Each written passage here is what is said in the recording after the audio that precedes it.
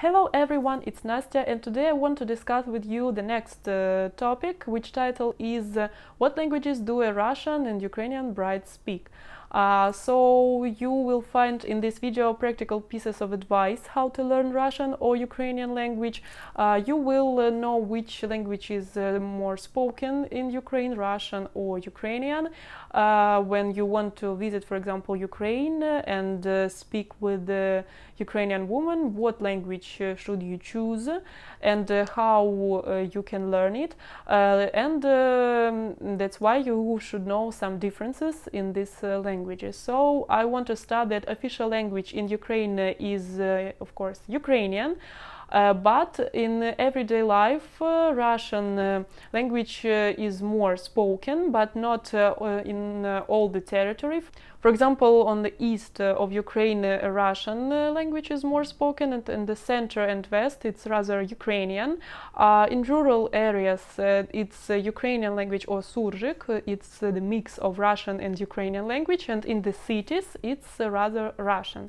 But I want to say that in everyday life, we can easily understand each other. For example, if I speak Russian and my friend speaks Ukrainian, it's not a problem to understand each other, to switch from one language to another. And I want to say that we don't even notice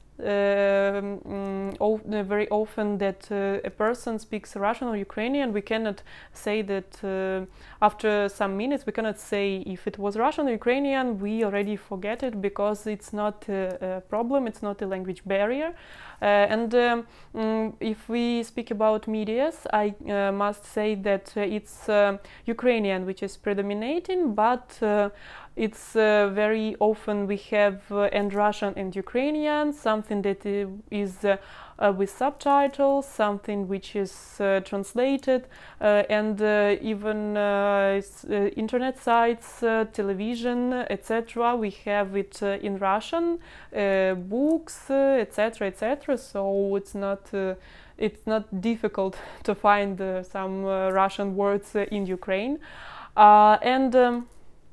if we speak about some institutions, so like schools or universities or some documents, official documents, we must write them and we must know the program, the school program in Ukrainian, because it's the official language, but in non-official situations, during some everyday conversations, we can choose Russian, and it's one more time not a problem, but official documents and official situations are in Ukrainian. So the difference between Russian and Ukrainian language is similar to the difference between English and Dutch, because in Dutch language there is a mix of German, English and French, and if you want to choose what language to learn, I must say that if a person speaks Ukrainian, it's more easy for her to understand and to learn a Polish, Slovak or Czech, for example, and it is more difficult for a Russian-speaking person.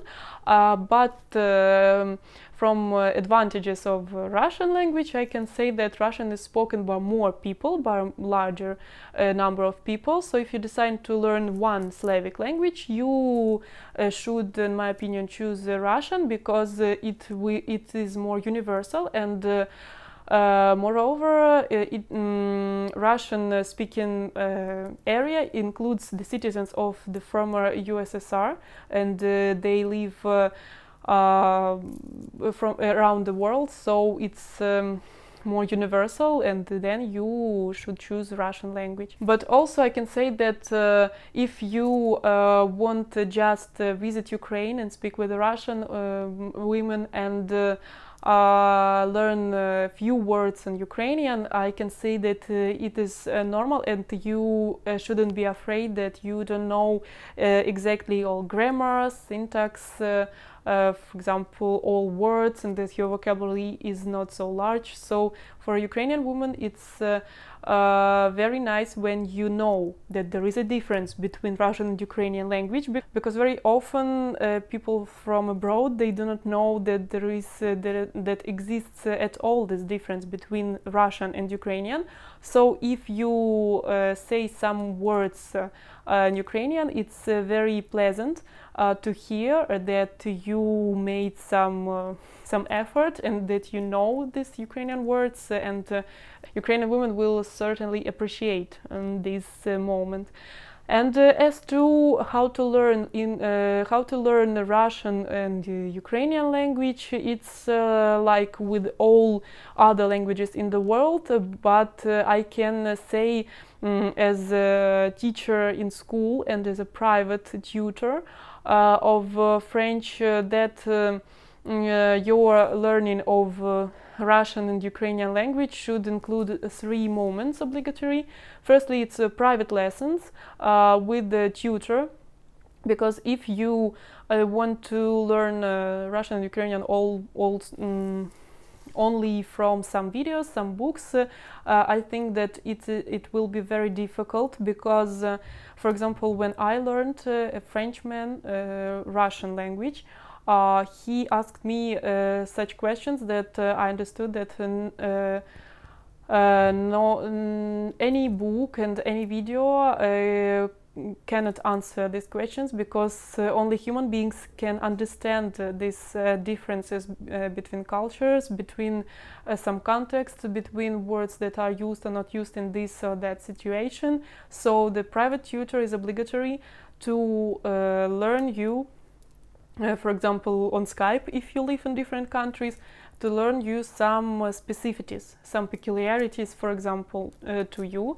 So the second moment is individual lessons. For example, at the evening, you can read some book, some easy book, some phrases, even some watch some films with subtitles. So, for example, in English, but with Russian or Ukrainian subtitles.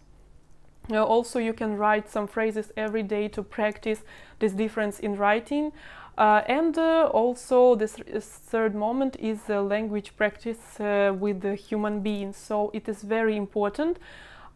In some messages, in some telephone calls, Skype calls, you can practice and you can see your mistakes and do not repeat them all the time. So in these everyday situations, it's very important, not only in some tests in a book, not only in some official phrases, not in everyday situations. It's very important. And if you, for example, do not have a friend from Ukraine, you can in these applications, which are numerous, for example, Busu, Duolingo, you know all of them, and there are special applications to learn Ukrainian language. For example, Українська бібліотека, there is a number of books in Ukrainian to practice some reading. And in these applications, as I said, you can find some robots that will answer you in a dialogue, like being your friend, and you chat with them, and they show you your mistakes, etc., etc. So it's very important to practice this. And also some details, but they are very important. For example, me, when I studied French, I switched my phone on French variant, and all the words that I saw during the day were French. For example, when you turn your phone on Russian or on Ukrainian, you can see some everyday words, some important and the most useful words every day with your eyesight, and you learn them even unconsciously, because you see on your phone these words every day. And that's why you can even turn Siri on Russian or Ukrainian, so it can respond to your questions on Russian and Ukrainian. So these everyday details can help you, for example, to learn some every day in the most useful words. So also when you, for example, are in your car, you can turn on Russian and Ukrainian radio, music or podcasts just to listen the pronunciation, to know how you should pronounce this or that word, where is the intonation, some important words, etc., etc. Then you should start with the alphabet, obviously, because you shouldn't confuse some letters that are similar with the, for example, English, but they are different from them. You should firstly learn alphabet, but then you should proceed not with separate words but with phrases. Firstly, it's more useful because you can use these set phrases in some set situations, not only when you know some word and you do not know where to put it during the conversation. No, you can learn this phrase which is already done for you and you use it in everyday conversations. And secondly, unconsciously you start to learn grammar because you know where to put this or that word, where is the syntax of Ukrainian phrase, etc.